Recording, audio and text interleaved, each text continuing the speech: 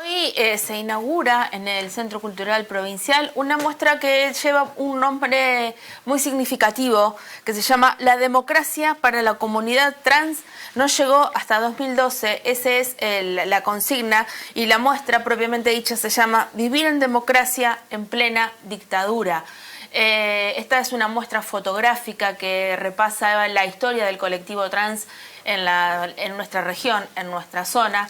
Y justamente para hablar y profundizar sobre estos temas estamos con Fabiana González y con Carla Pereira. Ellas son militantes y activistas que integran la Mesa de Reparación Travesti Trans post dictadura. ¿Qué tal, chicas? ¿Cómo están? Hola, ¿cómo están? ¿Bien? No, muy bien. En principio me gustaría saber de qué manera se confeccionó, se armó la muestra. Es una muestra fotográfica, qué tipo de fotografía se incluye y qué repasa, qué historia cuenta. Las fotografías son del Archivo de la Memoria de la Provincia de Santa Fe, que es diferente o sea, nuestro espacio también. O sea, si bien están juntos, porque el archivo recopila todo lo que tiene que ver con fotografías de la década del 70, de los 80 y de los 90, también está la Mesa de Reparación para Sobrevivientes Travestis y Trans, que estamos llevando adelante con media sanción ya en Cámara de Diputados. Y los expedientes que recuperamos nosotras, como para que no solo estén nuestras voces, sino que también estén los expedientes de detención y persecución sistemática que se vivieron en la ciudad de Santa Fe, vamos a hacer una muestra como en conjunto con el Archivo de la Memoria, con fotografías y algunos audiovisuales, junto con la Mesa de Reparación, que vamos a presentar ahí como los expedientes de detención, como para que se vean los artículos que utilizaban en ese momento para las detenciones. Por eso, vivir en dictadura y vivir en democracia. Sí.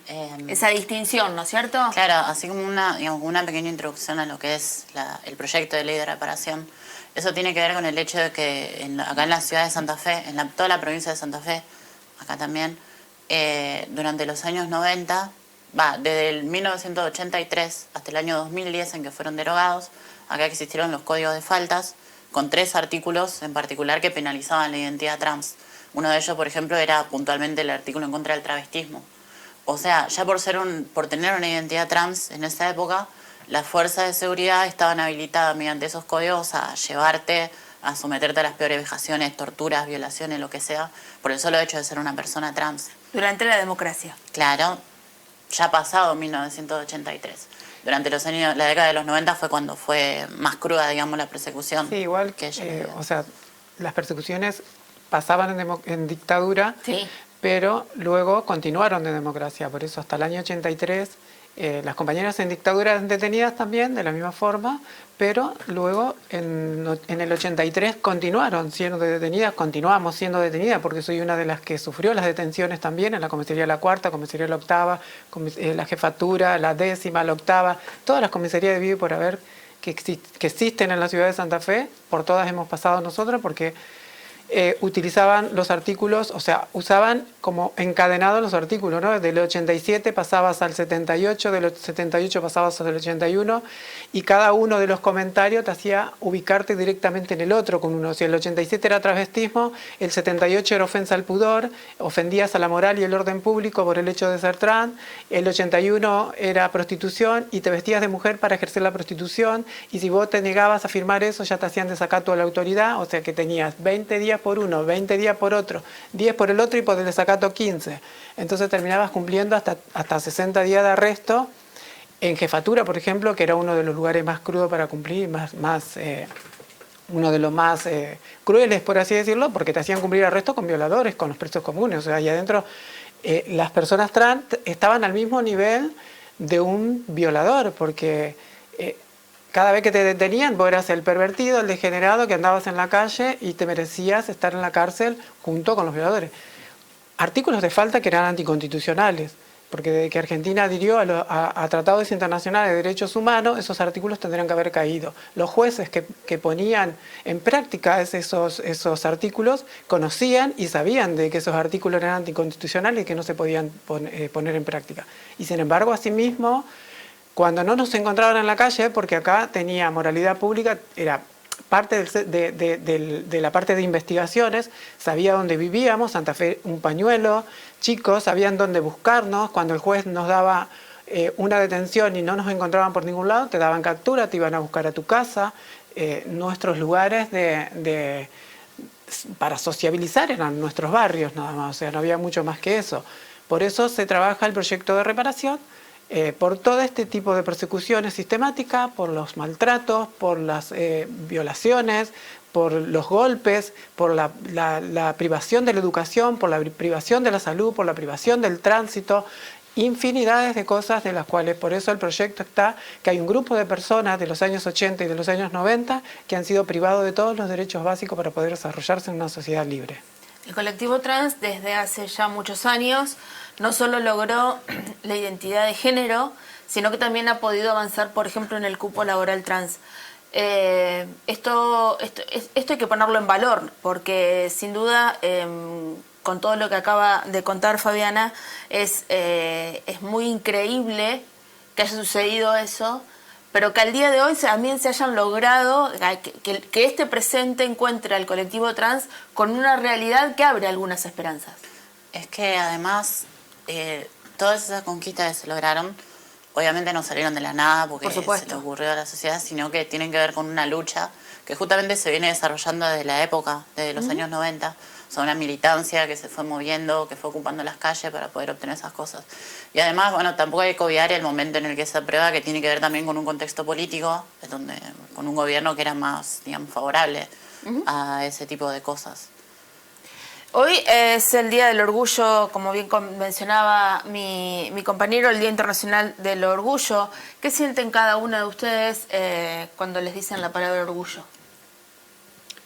Y para nosotros es como tener esa libertad de poder militar, por ejemplo, o poder conquistar derechos, porque antes no lo podíamos hacer, por ejemplo. No sé, hay casos de que se han dado acá en la ciudad de Santa Fe, donde la policía te prohibía poder militar o activar en algún espacio como para poder erradicar esos artículos que existían en ese momento. Cuando nosotras programábamos alguna reunión para poder hacer o para poder manifestarnos frente a la jefatura o en algún lugar, siempre la policía se enteraba y nos tenía rodeadas siempre en los barrios. Aparecían en nuestros barrios y nos rodeaban y no nos dejaban hacer reuniones, por ejemplo, algo tan simple como una reunión.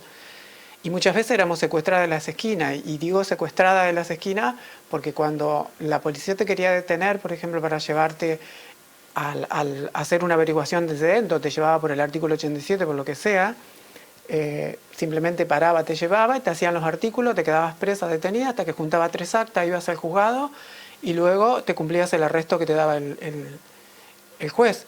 Pero hubo muchos casos de los cuales la policía te secuestraba de las esquinas, te llevaba, te mataba a palo por militante o por activista.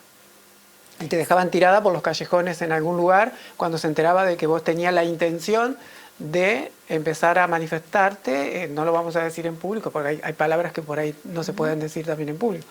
Pero ellos tenían una manera, una sino forma creo que hayan tenido buenos modales. Claro, y de la manera que te los decían, obviamente... y armados, porque eran la fuerza del Estado, no eran simples personas que iban y te secuestraban en una esquina y te llevaban a un callejón a matarte a palo y te dejaban ahí tirada.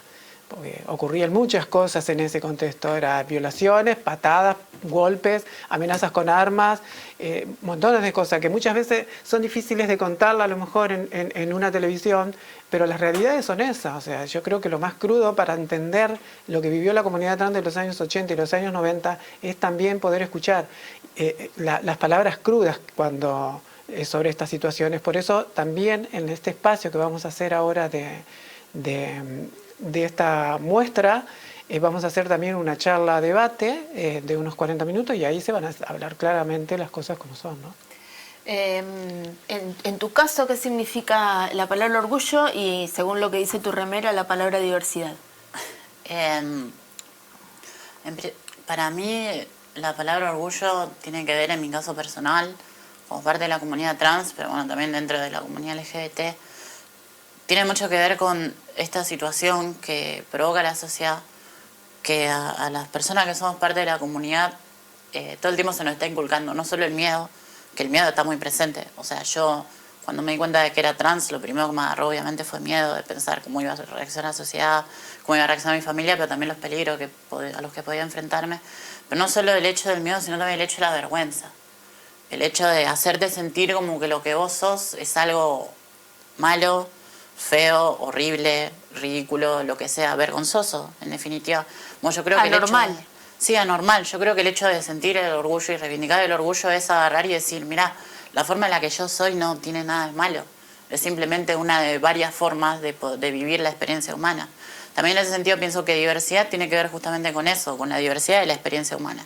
Todas estas identidades, digamos, todas estas vivencias que están dentro del colectivo, para mí no son algo separado, sino que forman parte integral de lo que es lo que es la existencia humana. Porque eso ocurrió a lo largo de toda la historia, o sea, siempre existimos.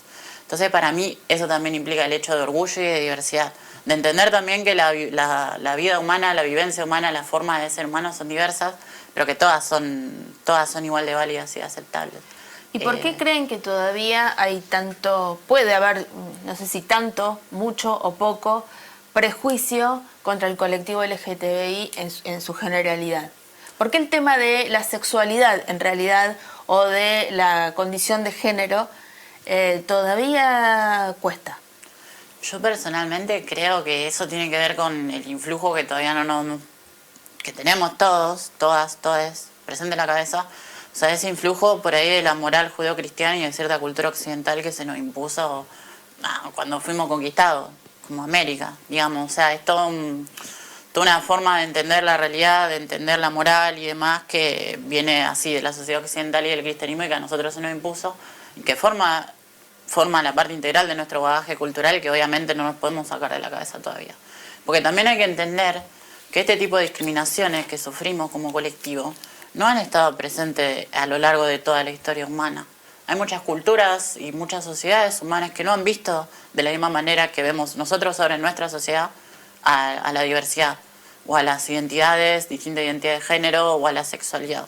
También yo creo que hay que entender que la nuestra es una sociedad en particular, que es la que nos tocó, que es en la que tenemos que vivir, la que tenemos que trabajar para que sea una sociedad mejor para todas, para todos, todes. Pero entender también, tener esa humildad de entender que esta no es la única manera la única manera de entender la realidad o de vivirla. Yo creo que también cuando una entiende eso, empieza a ver de otra manera toda la cuestión de los prejuicios que se tiene respecto a la sexualidad, respecto a la diversidad.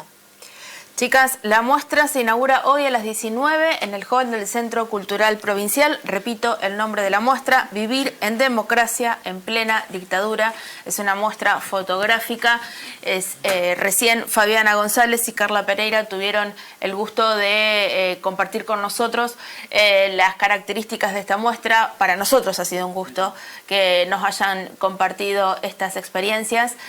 Hay muchas cosas que no sabemos de nuestra historia reciente y estos espacios culturales y estos ámbitos, estas realidades que se muestran a través de la fotografía y del arte son una muy buena herramienta para conocer nuestra historia, la historia de todos y de todas y de todes aquí en nuestra región. Muchas gracias, chicas, y mucha suerte con todos esos proyectos.